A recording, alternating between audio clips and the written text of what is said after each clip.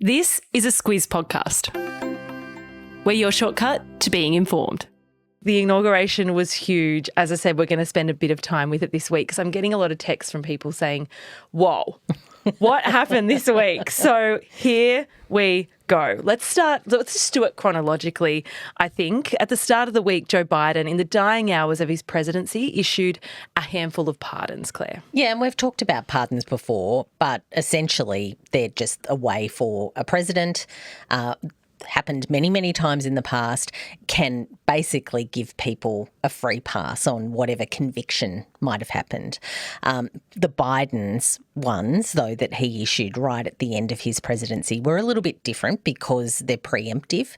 We're talking about people who haven't been convicted of anything. So essentially he's giving them a free pass, anticipating that the Trump administration might come after them.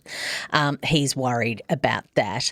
The pardons extend to his three siblings, retired General Mark Miley, also Dr. Anthony Fauci, members as well and staff of that House committee that investigated the Capitol building riots from 2021, police officers that testified before that committee as well. We'll come back to the Capitol riots in a moment, but the one pardon out of all of that really made big headlines was Fauci. Yeah, so to who he is, he was the director of the National Institute, this is a long one, the National Institute of Allergy and Infectious Diseases at the National Institutes of Health for nearly 40 years, including during Trump's first administration. He later served as Biden's chief medical advisor. He retired in 2022.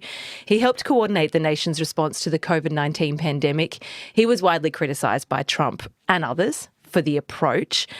As you said, the interesting thing about these pardons is that Biden had to explain he doesn't actually think these people are guilty of anything. He just wants them protected. It's a really broad use of the pardon function, I guess. That's why it's very, very notable, just to really underline that point. These people have not been convicted of anything. Or even investigated. Or even investigated in certain cases, that's for sure. So, yeah, really interesting one. Then we get to the inauguration itself. This is where Trump is officially sworn in as president again. Of course, he's done this before. Last week, we flagged the freezing conditions. They existed. Yeah, that really did. That was a good shout out, I think, because it was the prelude to what unfolded with the inauguration. Normally it's that big outdoor event. Remember last time Donald Trump talked about the millions of people who came and saw that, and there was the whole contest about how many millions actually did, or was it thousands? This time it was inside, so it was in the Capitol building. It was a much smaller crowd, of course, because that rotunda within that building can only have so many people. It was only a few hundred. Few technical difficulties. I saw, I think the first thing I saw about the inauguration was Carrie Underwood, a very big country singer in the US, having to sing a cappella because the backing vocals didn't work or something. So it was a few technical. I like to know that even the best in the world, surely the best event organisers, have problems. That's really good to know. Well, imagine being the event organiser and you get that call like 3 days before saying this mega outdoor event is inside. Okay. Okay. So anyway, as you say, much smaller crowds. Trump's family, major political leaders were all there. A handful of billionaires got seats as well. So many memes, Claire. If you weren't paying much attention to the news this week, it really was just a relentless onslaught of memes. Billionaires mingling with past presidents, that kind of thing. JD Vance's kids getting, bored at the event. There was that Melania's hat. That seemed to be quite a moment. You wanted to talk about the hat. Boaters are back. If you know what a boater hat is. Do you like it? Look, I think there are certainly some women who can really carry off a boater. I thought, for my fashion critique, I thought she looked really lovely. But I've seen other women, like Sam Armitage is a mate of mine. She really rocks a boater. I thought it looked a bit dystopian. Okay. Oh, interesting. Yeah. Because of her eyes being quite shadowy. Yeah, and also it was a problem for Donald Trump because he tried to give her a kiss on the cheek and he couldn't get under the brim. Couldn't get in there. Let's get into the speech and the serious stuff. True. He started, Claire, you've got a quote that you wanted to pull out from the speech in your best Trump voice. Let's have it. I'm not giving my best Trump voice. I didn't think so. I don't have a best Trump voice. I don't have any Trump voice. I didn't think so. This is the one to clock, and it's right from the top from his speech at the inauguration. The The golden age of America begins now. From this day forward, our country will flourish and be respected again all over the world. We will be the envy of every nation. We will not allow ourselves to be taken advantage of any longer. During every single day of the Trump administration, I will very simply put America first. You'll explain in a minute why you think that is the quote to clock. But I just wanted to mention that he also referenced the assassination attempt on him some months ago, saying, and this is another quote, but I think it's important to read my best Trump voice. No. Just a few months ago in beautiful Pennsylvania field, an assassin's bullet ripped through my ear. I felt then and believe even more so now that my life was saved for a reason. I was saved by God to make America great again. A lot has been said about this. The New York Times described it as this martyr role he's playing, this saviour role. Godlike. Yeah, it's definitely a thing. And also, he wants to put the US flag on Mars. There was that. But explain why you think we need to really clock those couple of things, I guess. Look, I think pretty much everything that you then look at his agenda that he ran on and has promised to deliver in these first days of his presidency can come back to this sort of framework. If you're ever wondering in the next 4 years why he's doing something, I think it just comes back to these few basic sentences. So it's about protecting the US economy. It's about asserting his view of American prestige, whether that's domestically or in the world. Also drawing very hard lines around its international relations. Yeah, and I think that's not just your view, of course. We've read widely and looked at the commentary, and that is what certainly, what people are saying. Then we get into what he went on to do next, which was sign a heap of executive orders. What is an executive order? Yeah.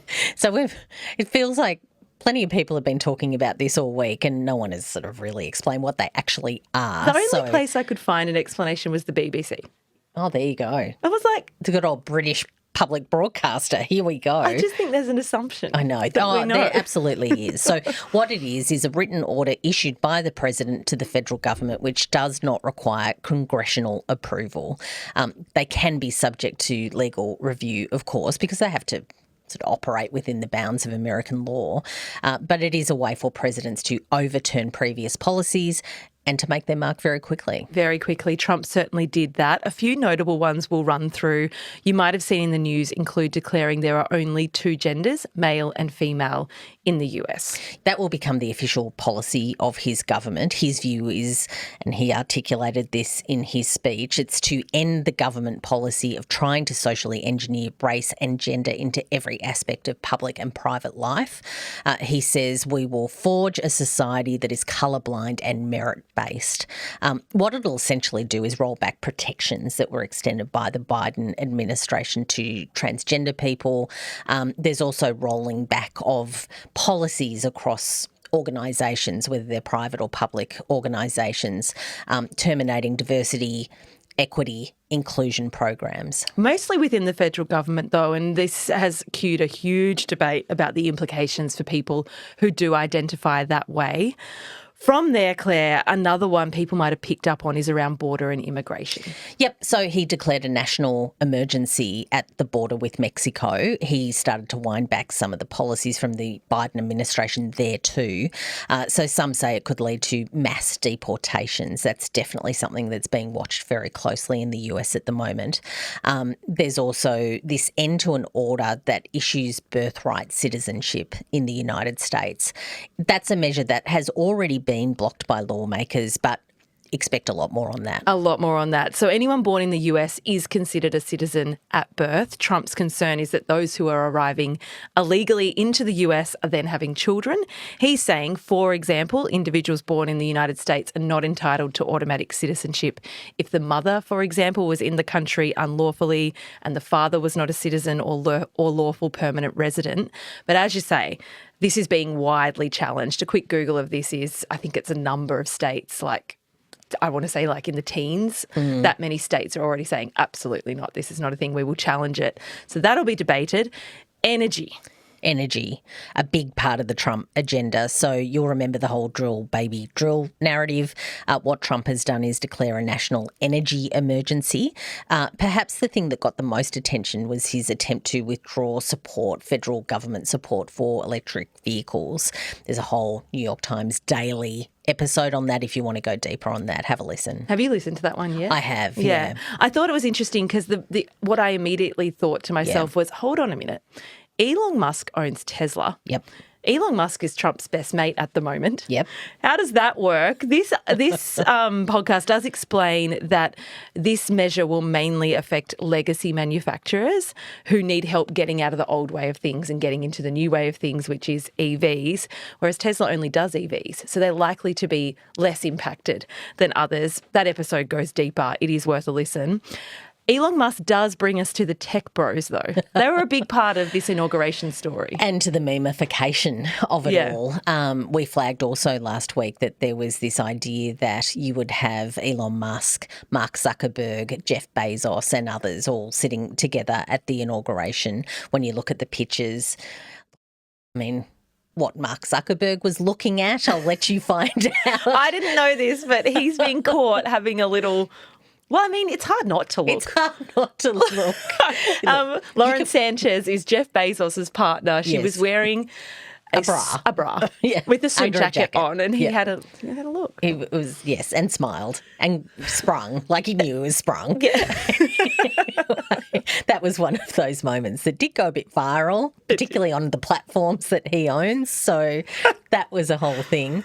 It really was that showcase, and not just at the inauguration, but the events before and after the inauguration about who the donors are, exactly what they're looking to get out of the Trump administration. And where power lies, I guess, exactly. When it comes to this new government. He also, as part of those executive orders, extended the lifeline for TikTok, so people will know there was a moment on Sunday where no one could access TikTok, and then it was back. That ban they've been granted an extension so they can try and find a US buyer or work it out or whatever. He withdrew the United States from the Paris Agreement, something we knew he would do.